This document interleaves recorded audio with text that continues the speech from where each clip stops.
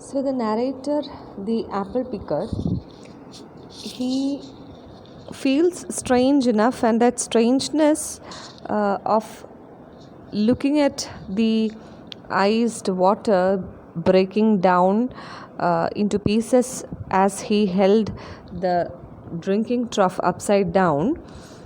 But that strangeness continues into sleep.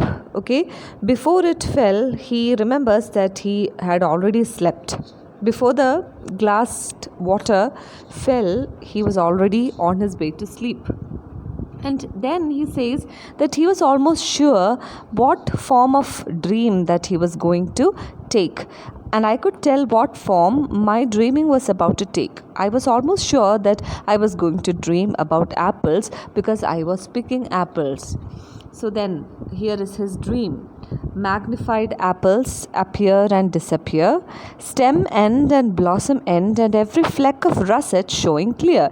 So, in my dream, I had a very magnified image of apples coming and going, appearing and disappearing. I could see their stem ends and blossom ends, and was able to see even every fleck of russet, that reddish brown color of the apple, very clearly. And then his posture of standing on the ladder picking apples is mentioned here in the next line. My instep arch. The instep arch is that arch like part of your feet, just near your heel, right? Where you balance yourself on the ladder. That feels the pressure of the ladder. Okay, and it's slightly aching because he has been standing for hours on the ladder. His feet is aching. I feel the ladder sway as the boughs bend, and just imagine this man swaying himself and the ladder swaying as he is bending the branches to pick the apples. And then there is a background noise here, the rumbling sound of load of apples coming inside into the cellar bin. Okay, the rumbling sound of the load of apples falling and falling into the cellar bin. And now he says that he has had too much of apple picking. He is overtired of the great harvest he himself desired. So every harvester wishes for a maximum harvest, right? So now he says, he admits that he had actually desired a great harvest himself, and now he feels overtired and exhausted, and all that he wants to do is sleep. He remembers there were 10,000 fruit to touch, cherish in hand, lift down and not let fall. Okay, so if you want to bring your apples for a trade purpose, definitely they have to be spotless. So in that case, you should not let the apples fall down. So you have to touch them, you have to take very good care of them in your hands, lift down and put gently into the barrel that is down there, and you can't let the apples fall. And doing it 1,000 times, 10,000 times is really tedious, because for all that struck the earth, no matter if not bruised or spiked with stubble, they went surely to the cider apple heap.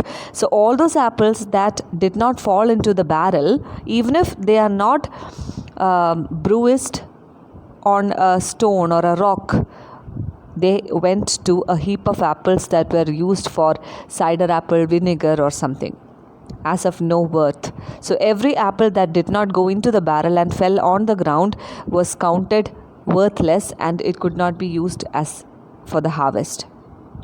So now you can see what sort of difficulty that this man has faced while harvesting his apples.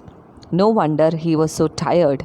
One can see what will trouble this sleep of mine, whatever sleep it is. Now coming back to the idea of sleep, he wonders who is going to or what is going to trouble his sleep. Whether it is a short sleep, whether it is a long sleep, whether it is a hibernation, or even if it is the eternal sleep of death. The next fragmented image is that of a woodchuck, a small bird that hibernates. Were he not gone, the woodchuck would say whether it is like his long sleep. Okay, maybe I am having a short sleep, like a cat nap, or I'm going to have a long sleep, or whether I'm going to hibernate, I don't know. The woodchuck, the bird that hibernates, the squirrels and every hibernating animals have gone for their months long sleep because winter has already come. If the woodchuck was here, I could have said that it was something like his sleep, but he's not here. As I describe its coming on, or just some human sleep, I do not know what sleep I am attempting to take, but whatever sleep it is, I'm sure nothing can trouble me because I am done. I've done all my job and I'm exhausted, and all I need is some sleep. So after this poem ends very abruptly, let's look at the themes and have an analysis of the poem after apple picking. So initially we discussed about how he begins with the reference to the long two-pointed ladder that is kept near the tree. So you can see that the pointed ladder, the two-pointed ladder is pointing towards the heaven. Okay, so why not sky, but why heaven?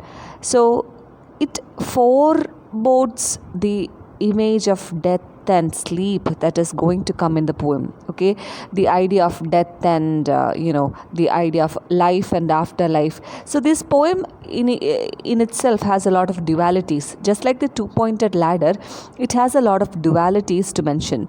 So the dual antagonism of life and death, and then the life and afterlife.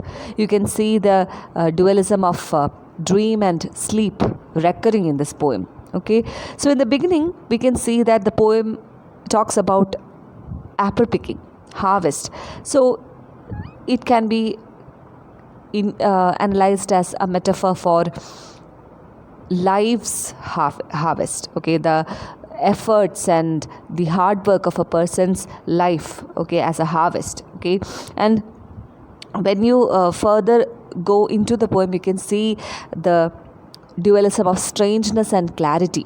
He says that he can't rub the strangeness from his sight, but then looking through that pane of glass, he can see into his dream very clearly what the magnified apples, right? So the dream actually clarifies whatever he felt as a strange vision. And after life's harvest, he is preparing to sleep.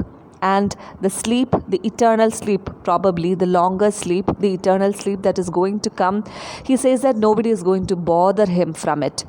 So in the midst of all these dualisms, one can see the beauty of Frostian style, that philosophy that resounds the themes of eternal sleep, the idealism and realism and the existentialism and the meaninglessness and the meaningfulness of life, hard works, harvest, and one's preparation to go into the eternal sleep.